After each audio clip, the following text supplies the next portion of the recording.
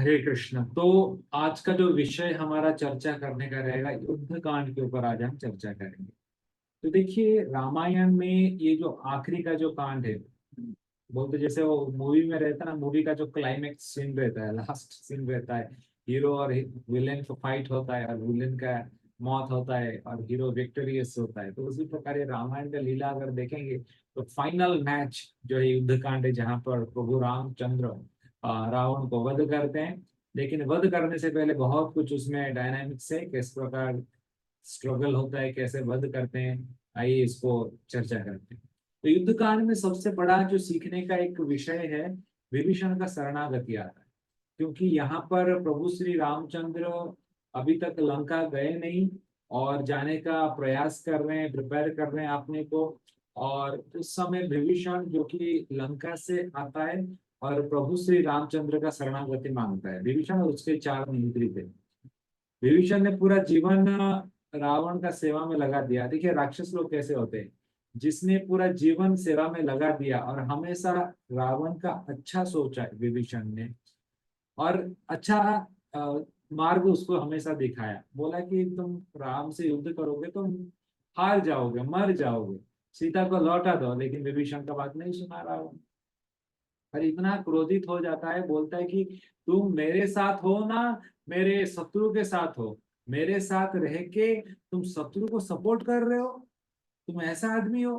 तो इतना क्रोधित हो जाता है रावण, बोलता है कि तुम्हें मैं अभी मृत्यु दंड देके तुम्हें मैं मार दूंगा, लेकिन मेरा भाई हो इसलिए तुम्हें नहीं मार रहा हूं। अभी से अभी यहाँ छोड़ के तुम निकल जाओ, तुम्हारा जस्ट मैं जीवन दे रहा हूं तुम्हें।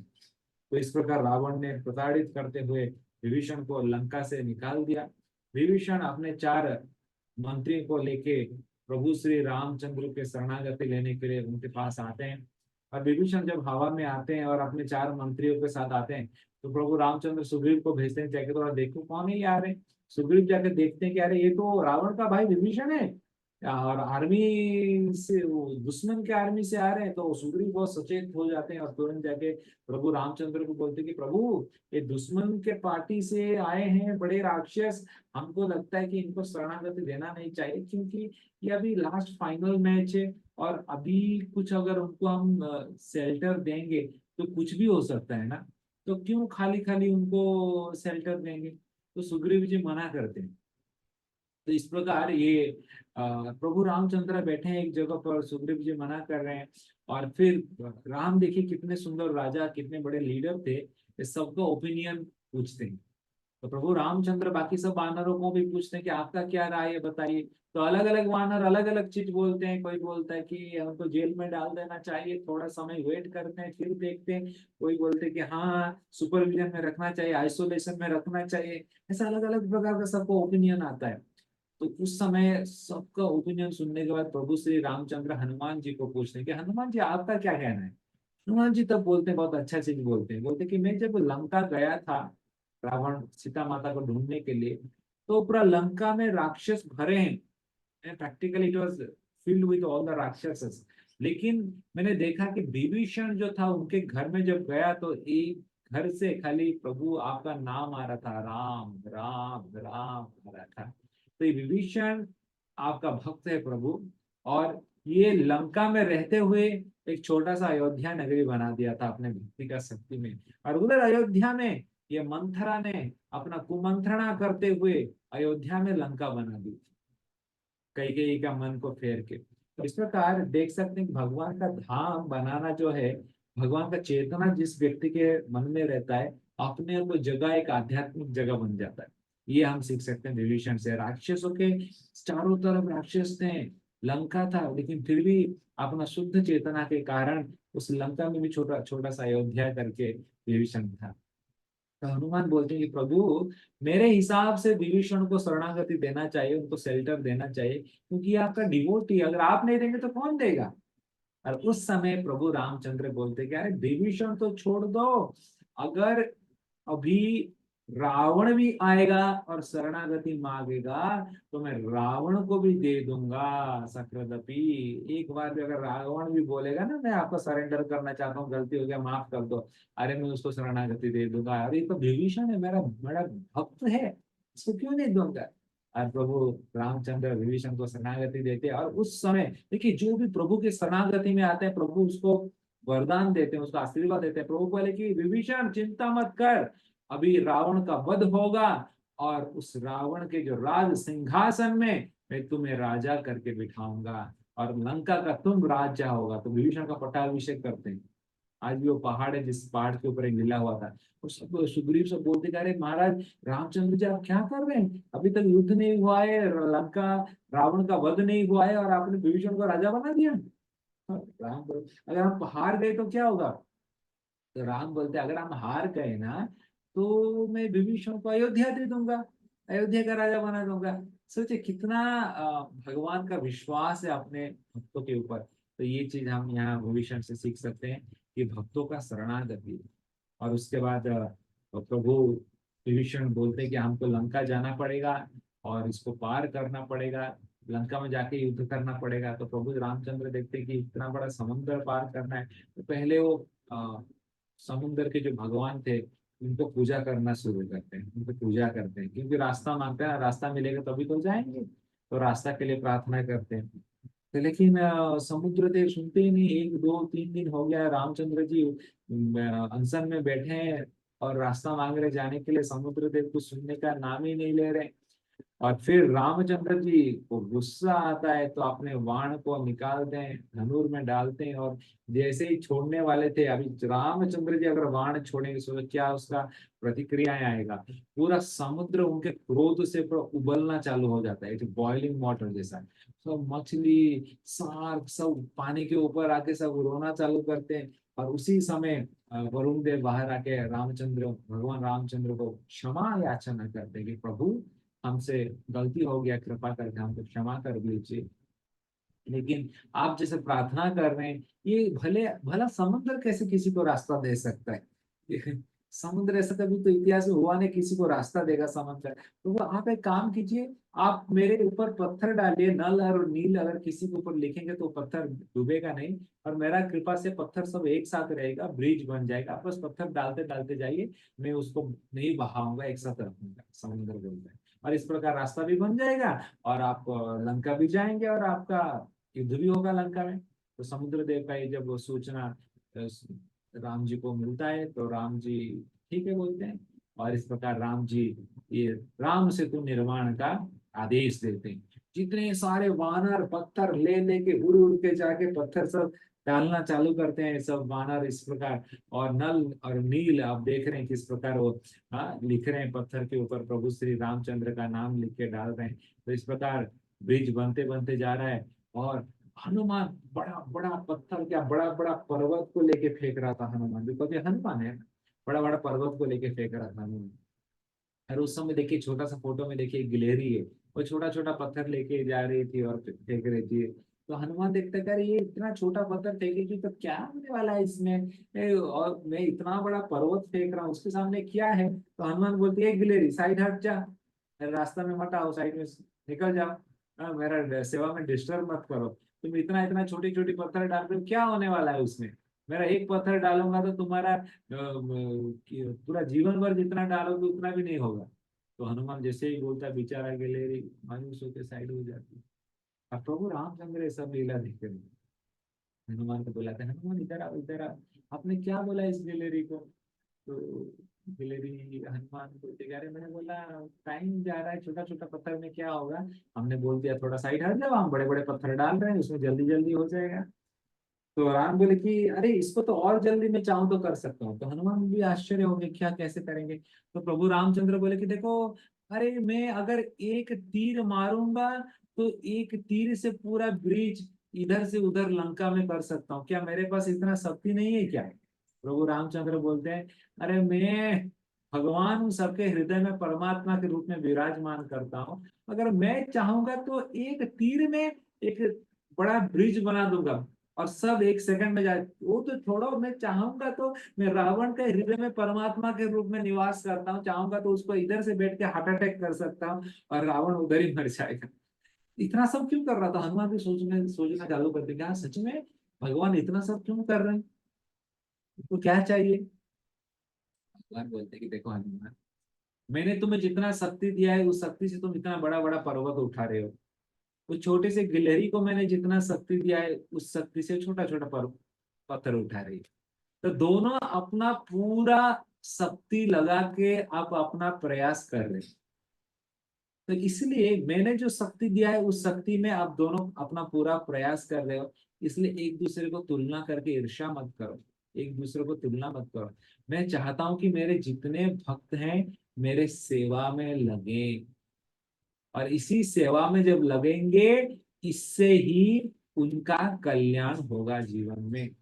ये भगवान चाहते हैं। तो हनुमान जी जब ये सुनते हैं प्रभु श्री रामचंद्र के मुख से, तो हनुमान जी सच में आकर्षित हो जाते हैं कि प्रभु रामचंद्र ये चाहते हैं कि सारे जो वानर हैं, सारे जो यहाँ पर जितने सारे वानर है सब भगवान के सेवा में लगे। और तब जाके हनुमान जी पूरे सही ढंग से सही भाव से सेवा करना चालू करते हैं। इस प्रकार से इधर राम सेतु बन जाता है। और राम सेतु बनने के बाद सब जितने सारे वानर सब थे सब आगे चलना चालू करते हैं, और सब लोग लंका में पहुंच जाते हैं। और लंका में जैसे ही पहुंचते हैं घमासान युद्ध शुरू हो जाता है। तो युद्ध जब शुरू होता है तो रावण का एक पॉलिसी था कि कोई भी व्यक्ति अगर मरेगा तो उसको तुरंत पानी में फेंक देना, उसको पानी में फेंक देना, रावण ऐसा बोलता है। तो क्योंकि अगर उसका डेड बॉडी बाकी सब देखेंगे तो उनको डिमोरलाइज होगा, उनको लगता है कि यार इतने सब मर गए। तो रावण का कैसा मेंटालिटी था देखो, किसी को भी पता लगना नहीं चाहिए कि कितने मरे, सबको पानी में फेंक देने। तो ये रावण का मेंटालिटी था। तो सब बोले ठीक है फेंक देंगे सबको पानी में। तो घमासान युद्ध चालू हो गया। और युद्ध जैसे ही चालू होता है, और रावण पहले पहले एक एक मिनिस्टर्स को भेज रहा था, राक्षस। क्योंकि रावण को लगता था कि दोनों मनुष्य के साथ युद्ध करने के लिए और बंदरों के साथ युद्ध करने के लिए सबको क्या जरूरत है। एक एक मिनिस्टर को भेज रहा था, लेकिन जिसको भी भेज रहा था उनका मृत्यु हो रहा। तो अंत में जब सारे मिनिस्टर का मृत्यु हो जाता, रावण क्रोधित होकर अपने पुत्र को भेजता है इंद्रजीत। इंद्रजीत बहुत ही शक्तिशाली था क्योंकि वो इंद्र के ऊपर जीत किया था, बहुत ही पावरफुल था। तो इंद्रजीत आके आक्रमण करता है, घमासान आक्रमण होता है। पहला दिन में इंद्रजीत बहुत कुछ घायल करता है, बंदरों को बहुत सारे नुकसान करता है। और दूसरे आक्रमण में आके इंद्रजीत अपने माया जाल डालता है और इतना तीव्र अटैक करता है कि इंद्रजीत के पास एक शस्त्र था, उसको बोलते सर्प शस्त्र, स्नेक, सांपों का एक शस्त्र था। तो इस शस्त्र को इंद्रजीत ने राम और लक्ष्मण के ऊपर प्रहार किया, और राम लक्ष्मण मूर्छित होकर नीचे गिर जाते हैं, सर्प बंधन से बंध जाते हैं। और सब लोग डर जाते हैं कि अभी उनका प्रैक्टिकली उनका जीवन ऐसा चला गया, पूरा सांस भी नहीं आ रहा था, जहर से पूरा शरीर भर गया। तो सबको बंदरों को लगता है कि राम चले गए, अभी राम नहीं है। और सब रोना चालू करते हैं, बानर सब डर जाते हैं क्या करेंगे। और तब इंद्रजीत बोलता है कल मैं आऊंगा, अगर आप लोग नहीं भागे तो सबको मैं मार दूंगा। और इंद्रजीत चला जाता है।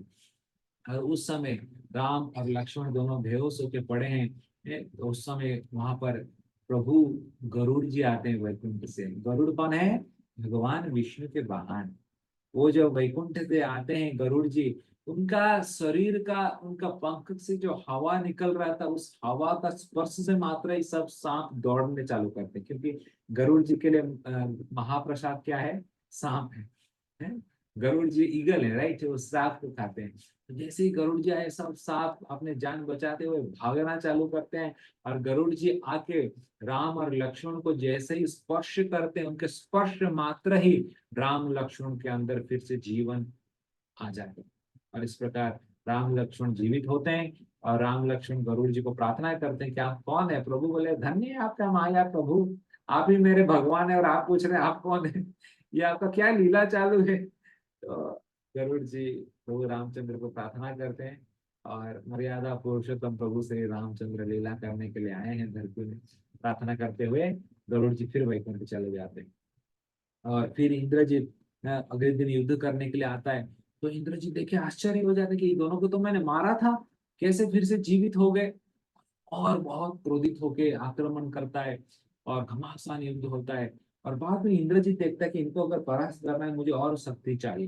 तो इंद्रजीत जाता है, अब देवी पूजा करता है माँ भवानी का। और उसमें विभीषण बोलते हैं कि अगर इंद्रजीत इस पूजा में सफल हो जाएगा तो उसके पास इतना शक्ति आ जाएगा कि उसको मार ही नहीं सकते फिर। तो फिर क्या करना पड़ेगा, बोलते कि अभी अभी जाओ और उसका जो पूजा कर रहा है उस पूजा को नष्ट कर दो, ताकि वो पूजा सफल ना हो और उनको शक्ति ना मिले। सब बानर जाते हैं और पूरा यज्ञ का तहस नहस करके नष्ट कर देते हैं इंद्रजीत का पूजा को। और इंद्रजीत बहुत क्रोधित हो जाता है और अगले दिन युद्ध करने के लिए फिर आता है और घमासान युद्ध शुरू होता है। और इस बार जब आता है इंद्रजीत पूरा गुस्से से आता है और क्या करता है, शक्तिशील एक अस्त्र रहता है, शक्ति अस्त्र रहता है, बहुत पावरफुल अस्त्र रहता है। वो लक्ष्मण के ऊपर प्रहार कर देता है, क्योंकि इंद्रजीत सोचता है कि दोनों को एक साथ अटैक करूंगा तो नहीं हो पा रहा है, पहले एक एक को निपटाता हूँ, पहले लक्ष्मण को मार देता हूँ। और लक्ष्मण जब मर जाएंगे तो ये राम लक्ष्मण को स्मरण करते हुए रोते रोते कमजोर पड़ जाएंगे, फिर मैं राम को मार दूंगा। तो ये टैक्टिस डिवाइड एंड रूल करता है, इंद्रजीत लक्ष्मण के ऊपर प्रहार करता है शक्ति अस्त्र, जिसके कारण लक्ष्मण पूरा मूर्छित होकर नीचे गिर जाते हैं। प्रभु रामचंद्र रोने लगते हैं कि क्या करें, अभी लक्ष्मण का ये हाल, क्या मैं मुंह दिखाऊं जब मैं अयोध्या जाऊंगा, माता कौशल्या कहीं कहीं सुमित्रा पूछेंगे तो क्या बोलूं। लक्ष्मण के बारे में सोचते हुए बहुत रोते हैं। और उसी समय अ, कि एक औषध रहता है जो कि विशल्याकरणी रहता है, हिमालय में रहता है, उस औषधि से लक्ष्मण को फिर से जीवित किया जा सकता है। तो बोलते हैं, हनुमान को बोलते हैं कि आप जाओ औषधि लेके आओ। तो हनुमान तुरंत निकलते हैं, औषधि लाने के लिए जाते हैं। और हनुमान गए हैं औषधि लाने के लिए, पूरा हिमालय में ढूंढ रहे हैं ढूंढ रहे हैं ढूंढ रहे हैं, उनका औषधि मिल ही नहीं रहा है। तो हनुमान क्या करते हैं, पूरा मर्दन पर्वत को ही पूरा उठा के लेके आ जाते हैं, जय श्री राम, पूरा पर्वत को उठा के लेके आ जाते हैं। और देखिए इस पर्वत का इतना पावरफुल था औषध का, पर्वत के अंदर औषध था, और पर्वत को लेके आते ही उस औषध का जो सुगंध है, उस सुगंध से जितने सारे वानर मरे थे सब जीवित हो जाते, लक्ष्मण भी जीवित हो जाते। इतना पावरफुल था औशल्याकरणी औषध। लेकिन सब बानर जीवित हो जाते हैं, लेकिन कोई एक भी राक्षस जीवित नहीं होता है। क्यों नहीं होता है? तो बोला गया है, रावण का क्या पॉलिसी था, जब भी कोई राक्षस मरेगा उसको पानी में फेंक दो तो बॉडी रहेगा तभी तो जीवित होगा ना। तो लेकिन वानर जितने मरे थे उन्होंने किसी को फेंका नहीं था, सब वानर के शरीर वहां पर था, तो सब वानर फिर से जीवित हो जाता है। तो ये बहुत बड़ा एक टर्निंग पॉइंट आया वॉर में। सोचो इतना एंड मोमेंट में जितने वानर मरे थे सब लोग जीवित हो जाते हैं, इतना ताकत। और वहां पर वहां राक्षस के सेना में बहुत कमजोर, कोई भी जीवित नहीं रहा, बहुत सारे मर गए। तो ये एक बहुत बड़ा प्लस पॉइंट हुआ जो कि वानरों का सेना को मिला। इस मर्दन पर्वत को लाके हनुमान ने बहुत बड़ा हेल्प किया। और इस प्रकार फिर रावण सोच रहा है अभी क्या करूं। और तब रावण जब इंद्रजीत का, तभी फिर घमासान युद्ध होता है। लक्ष्मण इस बार ऐसा युद्ध करते और इंद्रजीत को वध करते, क्योंकि इंद्रजीत को वध करने का जो व्यक्ति था, बोला गया था कि उस व्यक्ति को ब्रह्मचारी व्रत पालन करेगा और फिर रात में सोया नहीं रहेगा 13 साल और कुछ नहीं खाया रहेगा, वही व्यक्ति इंद्रजीत को मार सकता है। और सब क्राइटेरिया फुलफिल किए लक्ष्मण जी। 13 साल के वनवास में देखेंगे तो उन्होंने कभी रात को सोया नहीं था, कुछ खाया नहीं था, ब्रह्मचर्य व्रत पालन किए थे, तो जिसके कारण लक्ष्मण ने इंद्रजीत को मार पाए और इंद्रजीत का वध होता है। और जैसे ही इंद्रजीत का वध होता है, रावण को एक बहुत बड़ा क्या बोलते हैं, एक झटका लगता है रावण को कि अभी मैं क्या करूं, क्योंकि इंद्रजीत जो था एक एक दृष्टिकोण से बहुत शक्तिशाली था, बहुत पावरफुल था रावण, पता था। तो इंद्रजीत जब मर जाता तो रावण फिर याद करता अपना भाई कुंभकर्ण को। जो कुंभकर्ण था और रावण का ही भाई था, और 6 महीना खाता था 6 महीना सोता था, तो बस खाने के लिए उठता था, खा के सो जाता था फिर। तो रावण बोला जाओ जाओ उसको उठाओ।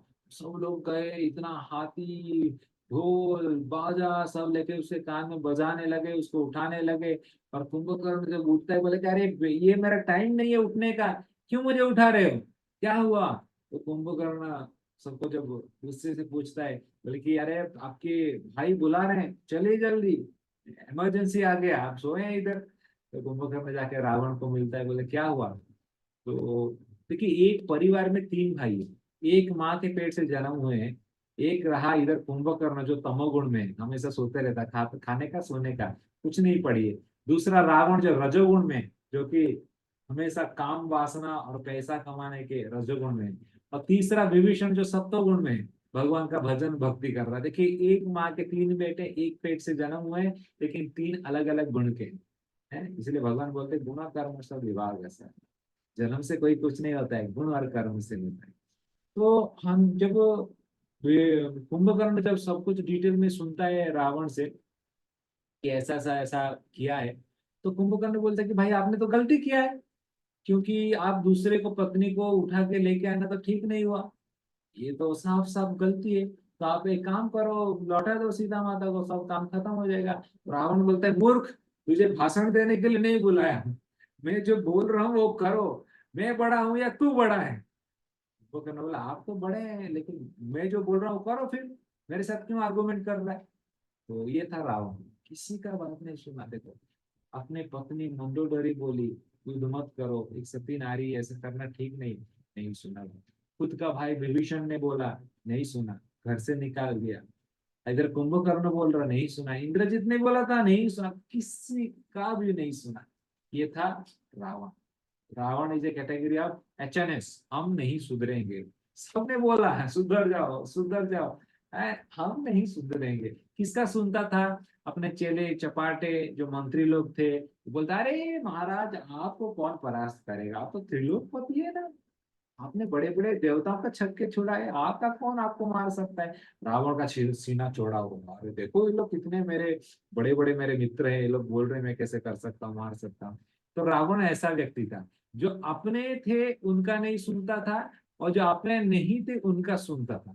कभी कभी आपके भी ऐसे मित्र रहेंगे ना, जो आप आपसे कुछ गलत करवाना है ना, तो आपको उकसाएंगे आके, अरे तुम कर सकता है, करो करो, जाके करो, जाके उसको मार के आओ। ऐसे दोस्तों से हमेशा दूर रहिए, उनके साथ रहेंगे अपना जीवन को बर्बाद कर देंगे। ये चीज हम सीख सकते हैं रावण के।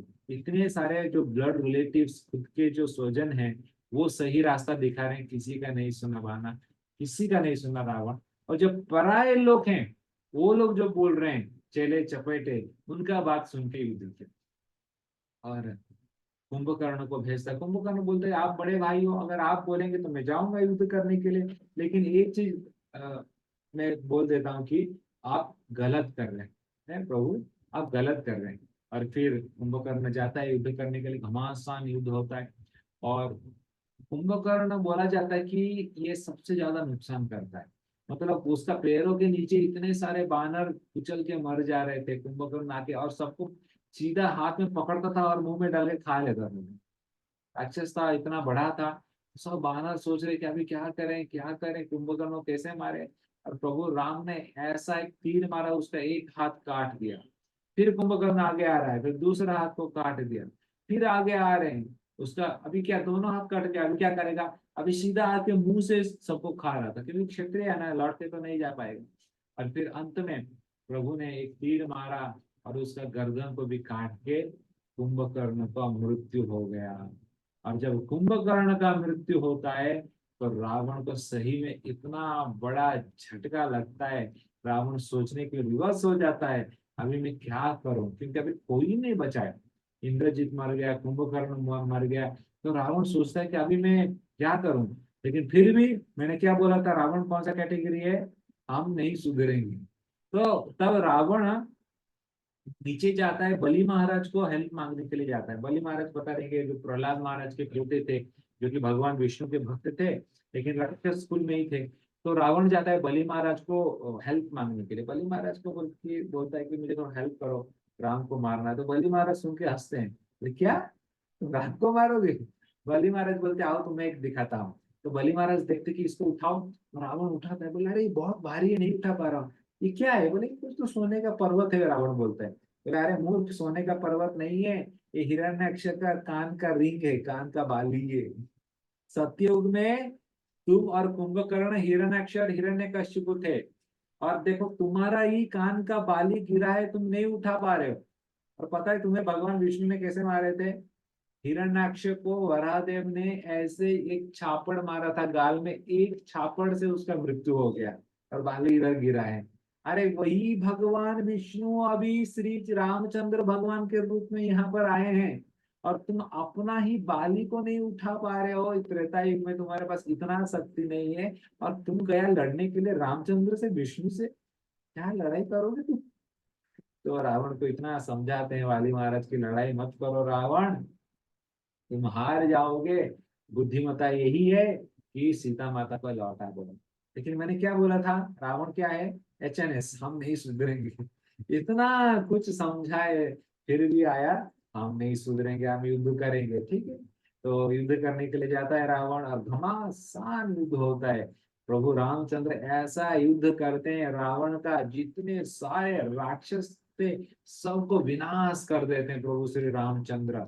और सबको विनाश करके रावण का जो रथ था, उस रथ को भी तोड़ देते हैं। और रावण का जो घोड़े नहीं था, रावण के गधे रहते थे, गधा था ना इसलिए गधे रखता था हमेशा, सब गधे को मार देते हैं रामचंद्र। सारथी को बांधते, सबको मार के रावण बस अकेला निहत्था, अकेला रावण खड़ा था जमीन के ऊपर, और सब मर गए। तो अब बस एक तीर छोड़ना था रावण को मारने के लिए। तो प्रभु रामचंद्र बोलते कि रावण, तुम्हें आखिरी मौका दे रहा, I am giving you the last chance, अभी भी तुम सुधर सकते हो। घर जाओ, थोड़ा सोचो, और कल अगर तुम सीता को लौटा दोगे तो तुम्हें मैं नहीं मारूंगा, छोड़ दूंगा। तो रावण घर आता है, तो जैसे ही घर आते हैं, सब उनके पत्नियां रोने लगते हैं, बोलते कि अभी अभी लड़ाई करके कुछ मतलब ही नहीं, आपको राम ने परास्त कर दिया, आप हार गए, सब लोग मर गए, अभी तो आप जानते हो कि आप राम से जीत नहीं पाओगे, तो क्यों लड़ाई कर रहे हो, आप सीता को लौटा दो, बोल के सब मंदोदरी सब बोलते हैं। लेकिन मैंने क्या बोला था, रावण कौन सा कैटेगरी है, एचएनएस, हम नहीं सुधरेंगे। रावण सोचता है रात को कि अरे, अगर मैं युद्ध नहीं करूंगा तो इतने सारे लोग मर गए, तो क्या सोचेंगे, अगर युद्ध नहीं करना था तो पहले ही नहीं करते, हम सब मरे क्यों खाली खाली। तो रावण सोच रहा है, अरे लोग को क्या आंसर दूंगा, क्या जवाब दूंगा अगर युद्ध बंद कर दिया तो, इसलिए मैं युद्ध करना चाहूंगा। अरे मूर्ख, तू युद्ध करेगा तो जितने बचे हैं वो भी मर जाएंगे, उनके बारे में सोचो, ये तो मर गए, लेकिन अभी जो जिंदा है राक्षस, वो भी मर जाएंगे तुम अगर युद्ध करने जाओगे कल तो। उनके बारे में रावण नहीं सोच रहा है, लेकिन जो मर गए वो क्या सोचेंगे उसके बारे में सोच रहा है। ये था रावण का, 10 खोपड़ी था, लेकिन किसके अंदर भी बुद्धि नहीं था। तो रावण अगले दिन जितने बेचारे बचे कुचे राक्षस हैं, सबको लेके फिर युद्ध करने के लिए जाता है। और युद्ध करने के लिए घमासान युद्ध शुरू होता है प्रभु श्री रामचंद्र और रावण के बीच में। और ऐसा घमासान युद्ध, सब देवताएं ऊपर से देख रहे हैं कि कौन जीतेगा कौन हारेगा है। और इसी तरह राम ने ऐसा तीर छोड़ते हैं कि रावण का सर को धड़ से अलग कर देते हैं, और रावण नीचे गिर जाता है। तो राम को लगता है कि मार दिया, लेकिन थोड़े ही समय में रावण का फिर से सर जुड़ जाता है, और रावण हंसना सारू चालू करता है कि और भगवान और एक सर को काटते हैं, और एक सर निकल रहा है। जैसे जैसे एक एक सर को काट रहे हैं, एक एक सर निकल रहा है, राम को समझ में नहीं आ रहा क्या चल रहा है, और रावण हंसते जा रहा है, हंसते जा रहा है, बोले मुझे कोई नहीं मार सकता है, मैं अमर हूँ। प्रभु राम सोचते हैं कि इसको कैसे मारूं फिर। और तब विभीषण बोलते हैं कि प्रभु श्री रामचंद्र, आप इसके नाभि में मारिए, इसके नाभि में अमृत रखा है। तो जैसे ही विभीषण उस सूत्र को बताते हैं, रहस्य को, प्रभु रामचंद्र एक तीव्र बाण उसके नाभि के ऊपर छोड़ते हैं। और जैसे ही नाभि के ऊपर वो बाण लगता है, रावण वहीं धराशायी होकर नीचे गिर जाता है। मानो प्रतीत होता है जब एक बिजली एक पर्वत के ऊपर जब गिरता है, पर्वत कैसे चूर चूर होकर नीचे गिरता है, उस प्रकार रावण का भारी विशाल शरीर नीचे धड़ाम से करके गिरता है, और रावण का वध हो जाता है। तो इस प्रकार जय श्री रामचंद्र भगवान की जय। तो इस प्रकार रावण का वध होता है, और चारों तरफ खबर पहुंच जाता है कि रावण का वध हो गया। और मरते मरते रावण जब अपना प्राण छोड़ रहे थे, तब राम लक्ष्मण को बोलते हैं कि आप जाके रावण से राजनीति का ज्ञान सीखिए। लक्ष्मण पहले तो मना करते कि हम नहीं सीखेंगे। प्रभु राम बोलते कि अरे एक ब्राह्मण था, उसको बहुत ज्ञान है, आप ज्ञान प्राप्त कीजिए, ज्ञान को सम्मान कीजिए। तो लक्ष्मण जाके रावण से ज्ञान प्राप्त करते हैं।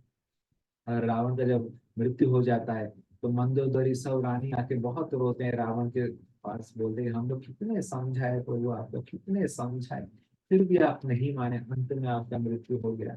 सब रोते हैं। अंत में प्रभु रामचंद्र विभीषण को बोलते हैं कि आप इनका अंतिम संस्कार कीजिए। विभीषण बोलते हैं कि हम नहीं करेंगे अंतिम संस्कार, इतना बड़ा राक्षस था और आपको इतना कष्ट दिया, माता सीता का अपहरण किया था, इसलिए हम उसका कुछ भी अंतिम संस्कार नहीं करेंगे। रामचंद्र बोले मरने के बाद कोई अच्छा कोई बुरा नहीं रहता है, मरने के बाद सब एक रहते हैं, आत्मा आत्मा ही रहता है, आत्मा कभी अच्छा बुरा नहीं रहता है, और आत्मा का सदगति के लिए उनका अंतिम संस्कार करना बहुत जरूरी है। तो रामचंद्र जब विभीषण को समझाते हैं, विभीषण इनका अंतिम संस्कार करते हैं। और फिर जैसे रामचंद्र ने बोले थे विभीषण को कि लंका का राजा करेंगे, प्रभु रामचंद्र विभीषण का पट्टाभिषेक करते हैं, उनको राजा घोषणा करके लंका का राजा बनाते हैं। और प्रभु रामचंद्र लौट के आते हैं और वहाँ सीता माता को लाया जाता है।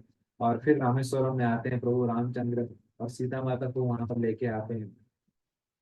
तो रामचंद्र सीता माता को बोलते हैं कि देखो मेरा पति का धर्म था कि पत्नी का अपहरण हुआ था, और मैंने पूरा प्रयास करके आपको मैंने छुड़ा लिया, बचा दिया, और अभी आपके पास पूरा अधिकार है, आपको जिधर जाना है उधर जा सकते हो, लेकिन मैं आपको ग्रहण नहीं कर सकता हूँ, ऐसा रामचंद्र बोलते हैं।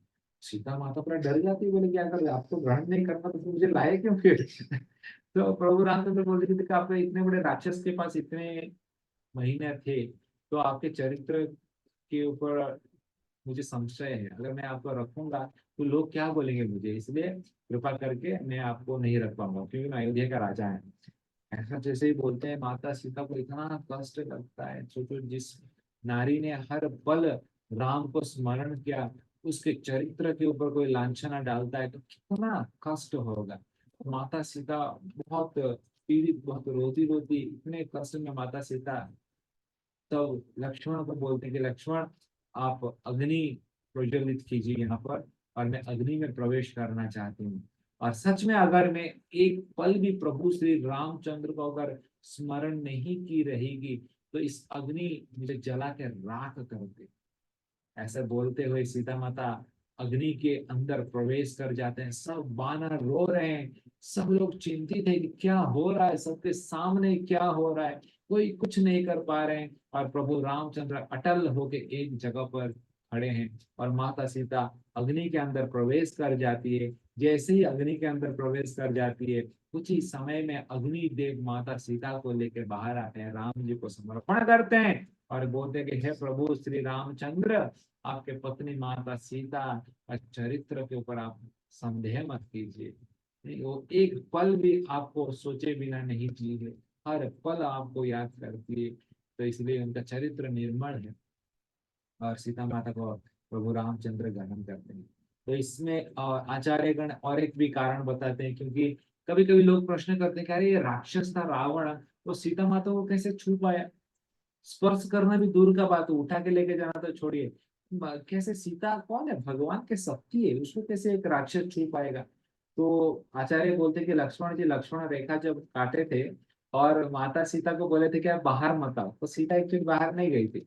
जो लक्ष्मण रेखा के अग्नि के उस पार गई थी वो माया सीता गई थी, तो ओरिजिनल सीता नहीं थी।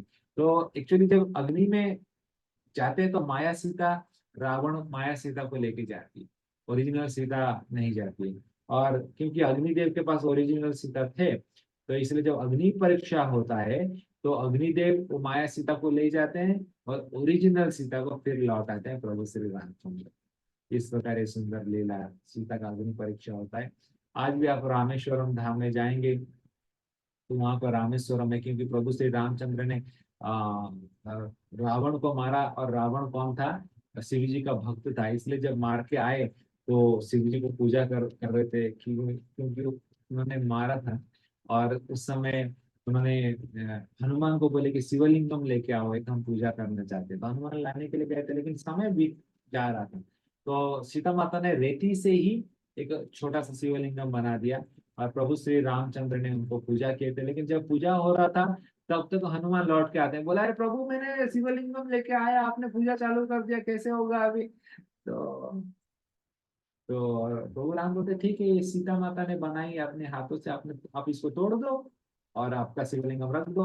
तो हनुमान जाके उस शिवलिंगम को रेती का बनाया और शिवलिंग को तोड़ने के लिए प्रयास करते, लेकिन कुछ भी टूटता नहीं। तो हनुमान को पता चलता है यार क्या है ये? और तब हनुमान को प्रभु रामचंद्र बोलते कि आप चिंता मत करो, ये सीता माता ने खुद अपने हाथों से बनाई है, इसलिए मैं इसका पूजा करता हूँ यहाँ पर। और आज से इसको रामेश्वरम नाम से जानेंगे। और इसके पीछे आप अपना शिवलिंगम रख दो, तो यहाँ पर जो भी व्यक्ति पूजा करने के लिए आएंगे, तो ये पूजा करने के बाद आपका जो शिवलिंगम है उसको भी पूजा करें। तो आज रामेश्वरम धाम में जाएंगे, जो ओरिजिनल मेन शिवलिंगम है वो माता सीता अपने हाथों से बनाई थी रेती से, देखिए, और आज भी है। तो उस शिवलिंगम का पूजा होता है रामेश्वरम धाम में, क्योंकि राम जी ने खुद पूजा किया था भगवान शिव को इस जगह पर, इसलिए उनको रामेश्वरम बोला जाता है, राम के ईश्वर। और इसी जगह पर सीता माता ने अग्नि परीक्षा दिया था समुद्र के किनारे, इसलिए उस सी बीच को अग्नि तीर्थ बोला जाता है। ये विश्व में एक ही ऐसा समंदर है जहां पर आप अंदर प्रवेश करेंगे तो समंदर का पानी गर्म रहता है। बाकी समंदर में लोग जाते हैं तो ठंडा लगता है, यहाँ पर अंदर जाएंगे तो गर्मी रहता है, गर्म रहता है, लीक वार्म वाटर रहता है। क्यों? क्योंकि सीता माता ने यहाँ पर अग्नि परीक्षा दी थी, अग्नि में प्रवेश की थी, इसलिए वहां पर जो समुद्र का जो पानी है वो वार्म रहता है। तो ये भी उसका एक कारण है। अग्नि लास्ट यात्रा में हम गए थे रामेश्वरम धाम, ये सब जगह हमने देखे थे, अग्नि तीर्थ, रामेश्वरम मंदिर, फिर धनुष कोडी जहाँ से प्रभु रामचंद्र ने धनुष लगाया था, वो पूरा लास्ट पार्ट है।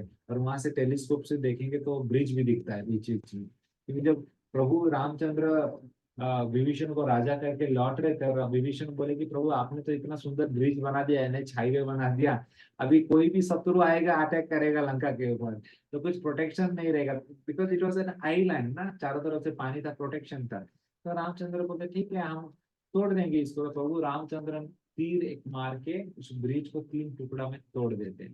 तो इसलिए वो ब्रिज टूटता है, अदरवाइज ब्रिज कभी नहीं टूटता, भगवान ने बनाया तो कैसे टूटेगा। तो इसलिए वो ब्रिज टूटता है।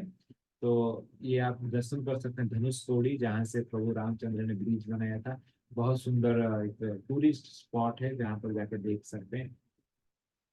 और उसके साथ विभीषण जी का जो राज अभिषेक हुआ था प्रभु ने, जो वो पहाड़ भी है जिसके ऊपर एक सुंदर मंदिर है, वहाँ उसको बोलते हैं विभीषण पट्टाभिषेक। तो उस पर्वत के ऊपर युद्ध होने से पहले ही राम ने विभीषण को राजा घोषणा कर दिया था। ये भी जगह है। तो ऐसे बहुत सारा सुंदर सुंदर जगह है रामेश्वरम धाम। कभी अगर आप जाएंगे तो जरूर दर्शन करना है सब जगह, एक देखने जैसा है जो कि हम देख सकते हैं। तो इस प्रकार यहाँ युद्ध कांड का समापन हो रहा है। फिर आगे जाके उत्तर कांड शुरू होगा। अगले हफ्ते हम चर्चा करेंगे उत्तर कांड के ऊपर। तो आज हमने सुंदर जो सुंदर कांड के बाद युद्ध कांड का चर्चा किया। इस युद्ध कांड में हमने देखा किस प्रकार प्रभु श्री रामचंद्र विभीषण का शरणागति को स्वीकार करते हैं। एक्चुअली इस कांड में देखेंगे तो सबसे बड़ा जो सीखने का चीज है विभीषण का शरणागति। एक राक्षस होने के कारण भी विभीषण ने प्रभु श्री रामचंद्र का जब शरणागति के लिए आया, प्रभु ने मना नहीं किया, प्रभु ने स्वीकार किया। That is the beauty of God's mercy. भगवान कभी भी किसी को मना नहीं करते, सबको भगवान स्वीकार करते हैं। और विभीषण को स्वीकार किया। और विभीषण को जब स्वीकार किया तो उसके बाद विभीषण के कृपा से, विभीषण के द्वारा प्रभु ने फिर लंका के ऊपर आक्रमण किया। तब जाके लंका के ऊपर आक्रमण किया, और लंका के ऊपर आक्रमण किए। और उसके लिए उन्होंने राम सेतु बनाए। राम सेतु बना के लंका के ऊपर जब आक्रमण हुए, घमासान युद्ध हुआ, और इंद्रजित का वध हुआ, कुंभकर्ण का वध हुआ, अंत में रावण का वध किए। और फिर रावण का वध करने के बाद विभीषण को लंका का राजा बनाए। और फिर अग्नि परीक्षा हुआ सीता माता को। सीता माता का अग्नि परीक्षा होने के बाद सीता माता को स्वीकार किए। और स्वीकार करने के बाद अभी जो दूसरा सेक्शन रामायण का जो अंतिम सेक्शन रहेगा, दैट इज उत्तरकांड। इस प्रकार राम लक्ष्मण सीता तो अयोध्या में प्रवेश करते हैं। बहुत सुंदर है, 14 साल के बाद वनवास के बाद प्रवेश करेंगे। और किस प्रकार लव कुश का जन्म होता है, और वाल्मीकि ऋषि का रामायण का रचना, उसके बारे में हम चर्चा करेंगे। अगले हफ्ते हम चर्चा करेंगे। हरे कृष्ण। तो किसी का कुछ अगर प्रश्न रहेगा जो आज हमने चर्चा किया इसके ऊपर, तो आप अनम्यूट करके अपना प्रश्न पूछ सकते हैं। या किसी कुछ आपका कुछ अगर शेयर करना चाहते हैं, कुछ आपका खुद का कमेंट, आपको कुछ अच्छा लगा बोलना चाहते हैं, तो भी आप बोल सकते हैं। मैं आपको अनम्यूट करने का एक्सेस दिया हूँ, आप खुद अपने को अनम्यूट कर सकते हैं। हरे कृष्ण।